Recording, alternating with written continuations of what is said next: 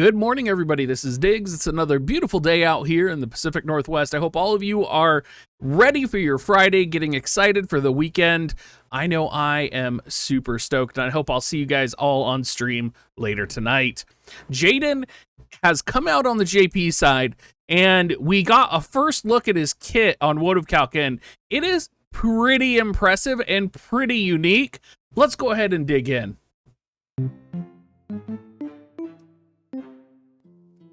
So you've probably already heard some of the rumors about Jayden, and what I heard was that he was a magic gunner, and he definitely lives up to that expectation. With his sub-job Black Mage and Red Mage, magic is definitely going to be the way to go with him. Before we even get into his skills though, and his abilities and his stats, his TMR is really interesting, and I have a feeling we're going to be seeing this used quite a bit, and I'm not even sure what his TMR does. So the Rundoll Emblem has HP 302, Spirit 7, Accuracy 12, Critical Hit Rate 9. The ability God Deer Protection increases missile attack 25 for 3 turns to self.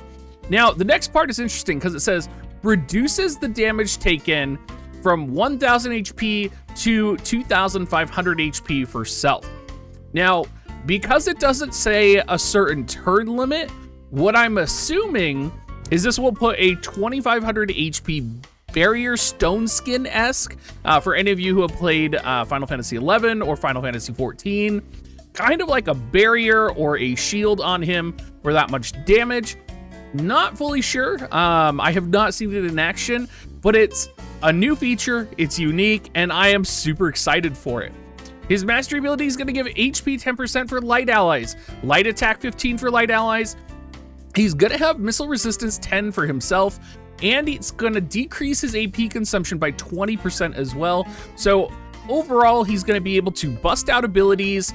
He's going to have missile resistance. He's going to have a very unique TMR, and he's shaping up to be quite a cool unit, as he probably should be, since he is one of the leading characters that will be coming in Chapter 2 of the story. Take a look at his stats. Scrolling down here, just all the way to the bottom now, they do have a total stat category. 3088 HP, a little bit low on the HP end. That's okay though, comes with 154 AP, 444 magic, 66 agility. The resistances are a little weird. He has poison and frog resistance along with a 10% slow resistance. And then he's 5% weak to pierce and fist. He has 30% resistance to missile, which is crazy. And he has a 10% resistance to magic. It's almost like Jayden is going to be his own counter potentially. It's very interesting and very weird, I would say. Looking at his skills here, for his support ability, he gets the range +2, magic +30%, agility 12%, defense penetration 40. I think no doubt that's probably going to be set all the time. He also gets initial AP from Red Mage sub, and he gets more magic resistance. So even though he has such low HP, or his HP is on the lower end, it does look like he will be able to kind of absorb some hits and survive with the amount of resistances that he's able to stack up. Can also do even higher range. He can have more starting AP. There's a lot of versatile options for him. His counters are pretty underwhelming. You have magic reflex, you have magic counter, and then you have counter shot. It's interesting since counter shot with a 30% chance to proc, pretty cool. I really think though we're going to be seeing magic reflex set the most on him, just because there's likely to be lots of magic units out there in the world.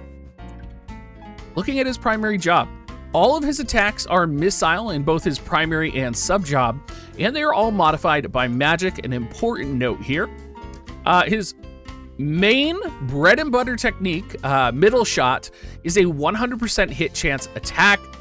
Beautiful.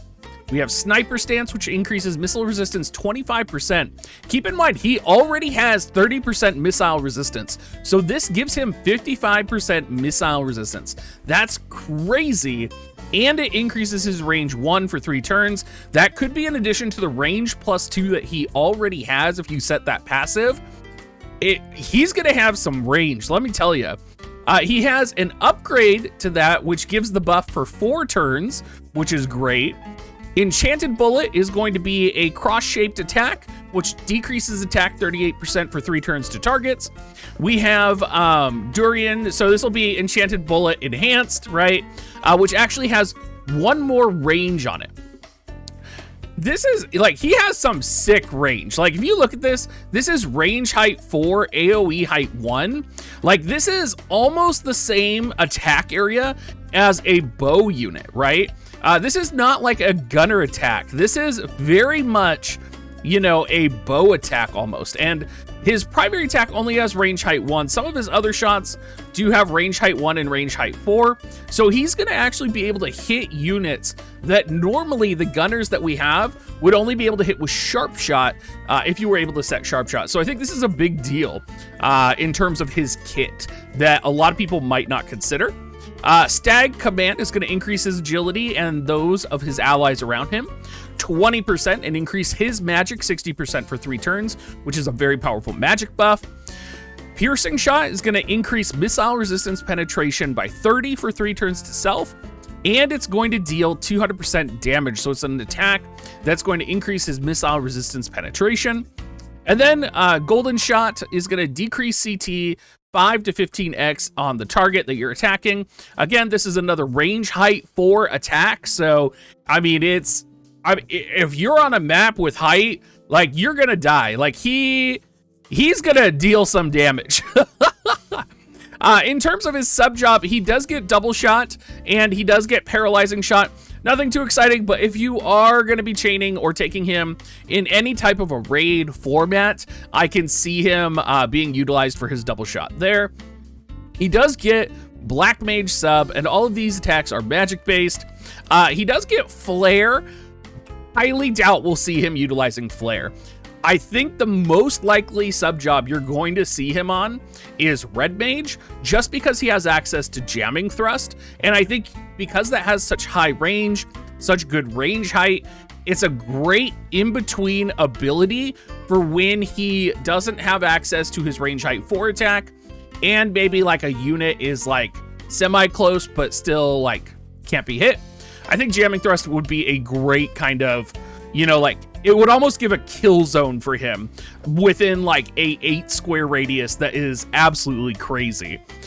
His LB is a 3-hit missile attack as well, and it's going to break magic barriers on the target. Has pretty good range. It only has range height 2, but it is 3-hit and it's only 43 AP.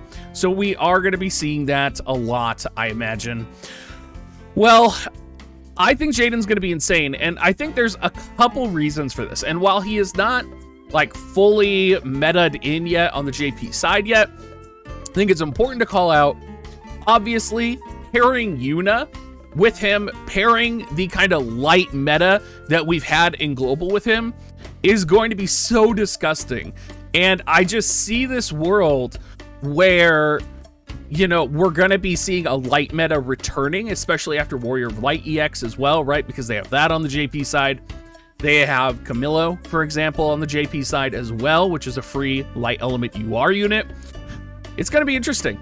There's a lot of magic-based light units. I'm wondering if we'll see Sakura EX coming soon, just because they've released Jayden EX on that side of the game.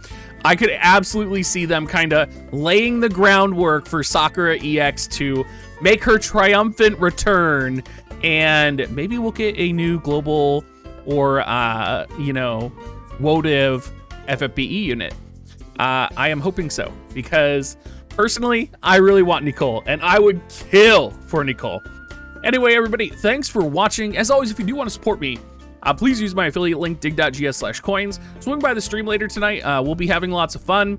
And as always, have a great rest of your day.